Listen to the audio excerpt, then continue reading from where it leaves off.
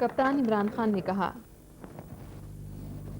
जिस चीज़ से मुझे बहुत खुशी है वो ये कि इनकी जो फाइटिंग स्पिरिट है, आपने शायद देखा होगा जो शारजा कप वर्ल्ड कप से पहले एक कंपटीशन हुई थी, उसमें यही हुआ। टीम ने पहले शुरू में बहुत बुरा खेली, हम हार रहे थे, हमारे सपोर्टर्स ने दिल छोड़ दिया, हमने नहीं छोड़ा।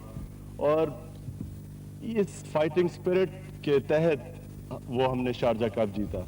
और फिर यही हुआ वर्ल्ड कप फाइनल पे, वर्ल्ड कप थ्रू आउट जब टीम इतना बुरा कर रही थी। और मैं आपको यकीन दिलाता हूं कि इतना मुश्किल होता है टीम का उस डिमोरलाइज स्टैंडर्ड से वापस आना। और इसमें उस टीम में जिसमें बहुत ज़्यादा नौजवान खिलाड़ी थे, और इसमें मैं ख़ास दाद दूंगा ये जो यंग प्लेयर्स हमारे आए हैं जो इतने प्रेशर को सस्टेन करके, और ना सिर्फ मुझे इतनी इन्होंने इज्जत दी बल्कि